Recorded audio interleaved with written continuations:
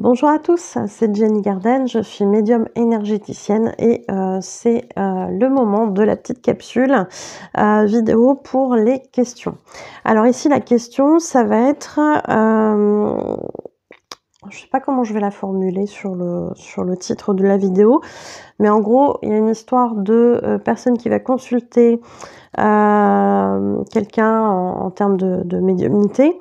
Et qui a expliqué qu'en fait la personne sur qui le consultant posait des questions, c'était pas sa flamme jumelle.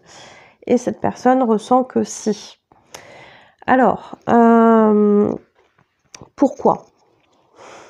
La question c'est pourquoi? Pourquoi il se passe ça? Il y a plusieurs facteurs qui rentrent en ligne de compte ici. Déjà, on parle de parcours de flamme jumelle. Il faut savoir que sur un parcours de flamme jumelle, même si effectivement on peut être amené à déterminer un lien effectivement de flamme jumelle, que ce soit lors des soins ou que ce soit lors des consultations, on peut toujours en tant que médium se tromper. On peut être aussi utilisé par les guides pour vous faire cheminer. Rappelez-vous que le but principal, c'est d'avancer en fait dans son cheminement, dans son évolution, d'avancer bien souvent pour le chaser seul, et on va avoir en tant que chaser effectivement via notre blessure d'abandon ce besoin de se rassurer via les autres, et sur le parcours on va être beaucoup testé là-dessus. On va devoir devenir entre guillemets autonome par rapport aux autres, c'est-à-dire arrêter de demander des avis tout le temps, des validations, etc. Et quelque part, effectivement, quand on consulte un médium, alors je dis pas qu'on peut pas en avoir besoin, bien évidemment, mais quand on est tout le temps en train de consulter, pour la même chose, pour la même question, etc., eh bien, on peut avoir des différences de réponse. On peut avoir des différences de réponse parce que le but est de trouver à l'intérieur de soi la réponse. Notre réponse à nous, elle est déjà en nous. Et on va souvent essayer de se rassurer via l'extérieur.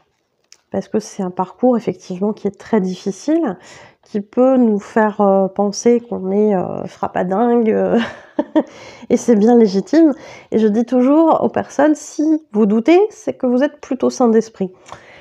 Puisque un fou en fait ne doute pas de lui. Il ne sait pas qu'il est fou, il croit qu'il est dans la vérité absolue tout le temps. Donc le doute est sain, le doute est légitime, mais il est sain aussi. Rassurez-vous là-dessus, si vous avez des doutes, qu'a priori ça va plutôt bien à ce niveau-là. Donc l'extérieur, le médium en l'occurrence, a transmis une info qui n'allait pas dans le sens du ressenti de la personne. Eh bien, qu'est-ce qui se passe? Est-ce que vous avez tendance à vouloir écouter l'extérieur ou est-ce que vous écoutez votre ressenti? C'est ça aussi qu'on va vous faire travailler sur le parcours. Prendre confiance en soi, prendre confiance en ses ressentis. Et souvent, le ressenti ne vient pas tromper, ne vient pas nous tromper. Donc, on peut vivre ce genre d'expérience dans le parcours. On peut même parfois, certaines personnes m'ont dit, avant de vous consulter vous, j'en ai consulté 2, 3, et puis en fait j'ai différents sons de cloche. Bah pourquoi? Parce qu'en fait t'es dans le doute de ton parcours. Tu sais pas si c'est vrai, si c'est pas vrai, si t'es dingue, si t'es pas dingue. Alors je rappelle que si on doute souvent, c'est que non, a priori on l'est pas, on n'est pas dingue. C'est plutôt sain. Mais il y a cette idée d'avoir déjà les infos en soi. Et le médium, effectivement, par les guides, pour nous faire cheminer, peut être, entre guillemets, utilisé pour confirmer ou infirmer des doutes qu'on a.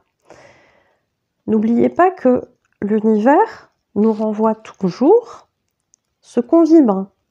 Donc, si vous vibrez le doute que un coup, vous êtes là, bah oui, je suis en parcours, j'ai plein de signes, et puis c'est vrai, puis je ressens, etc., ceci, cela, machin, et que le lendemain vous dites, parce qu'il s'est passé un petit truc, et vous dites « Ah ouais, mais non, c'est pas possible que ce soit ma flamme jumelle, tatati tatata, machin, etc. » Vous vibrez les deux.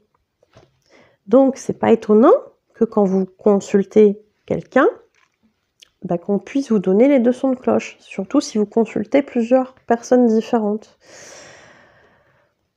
Le chaser qui a besoin de se rassurer, on va le mettre à l'épreuve comme ça aussi. Je sais que c'est dur, je sais que l'extérieur est censé être une référence à ce moment-là pour nous faire un avis. Mais en fait, si vous faites ça, vous ne participez pas au parcours en tant que tel. Vous n'allez pas vers votre indépendance et c'est ce qu'on vous demande de travailler. Donc forcément, on va vous renvoyer du doute. Vous émettez du doute. Un coup, je dis que c'est ma flamme jumelle, un coup, je dis que c'est pas possible que ce soit ma flamme jumelle. Eh bien, vous allez avoir les deux sons de cloche. Et parfois, sans même rien demander. Parfois, sans même consulter. Parce que l'univers vient vous dire, non mais dis donc, qu'est-ce qu'il y a à l'intérieur de toi? Est-ce que au fond de toi, tu te dis, tu sais que c'est ta flamme jumelle, ou est-ce qu'au fond de toi, tu te dis, bah non, en fait, c'est pas ma flamme jumelle, c'est quelqu'un qui est pas bon pour moi, qui est toxique, etc. Ou ça peut être neutre aussi, hein, mais dans le côté, non, c'est pas ma flamme jumelle. Va à l'intérieur de toi. L'univers, quand il vous fait ça, il vous dit, va à l'intérieur de toi et écoute ce qu'il se passe. Quand il vous dit écoute ce qu'il se passe, c'est avec votre cœur, c'est pas avec votre ego. Bien évidemment que votre ego, il va aller partout, parce qu'il est perdu en fait, votre ego. Donc, qu'est-ce qui se passe au niveau du cœur? Qu'est-ce qui se passe à l'intérieur de vous? Et bien souvent, quand vous avez des consultations où on vous dit ce n'est pas votre flamme jumelle et que vous, il n'y a rien à faire à l'intérieur de vous, il y a un truc qui cloche, ça ne résonne pas. Vous vous dites, mais non, en fait, j'y crois pas, j'arrive pas à y croire. Possiblement, effectivement, que vous êtes flamme jumelle. Parce qu'à l'intérieur, vous avez l'information. Et il y a quelque chose, il y a un petit truc qui vient vous dire, mais non, en fait, ce que la médium dit, là, ça va pas. Il y a un truc qui va pas. Alors, je vous le dis et je vous le redis, ça remet pas en compte les compétences du fameux médium. C'est juste que parfois, le médium est utilisé comme outil pour vous faire comprendre qu'il y a un truc à aller chercher à l'intérieur de vous. Et qu'il faut arrêter de chercher une réponse à l'extérieur. Encore une fois, ça ne veut pas dire qu'on ne peut pas demander un coup de main de temps en temps. Mais si vous êtes tout le temps en train de consulter pour la même question, pour savoir si c'est ma flamme jumelle, pas ma flamme jumelle, en fait, vous émettez du doute et on va vous renvoyer du doute. Donc, il n'y a rien de très compliqué là-dessus. Vous attirez, en fait, ça. Et parfois, ça peut vouloir dire, effectivement, mais va à l'intérieur de toi et vois ce qui se passe. Donc, après, il y a un moyen très, très facile de le vérifier, c'est au niveau énergétique. Si vous n'arrivez pas à couper le lien, c'est une flamme jumelle. Et ça, on peut le faire en soin. On peut le vérifier en soin.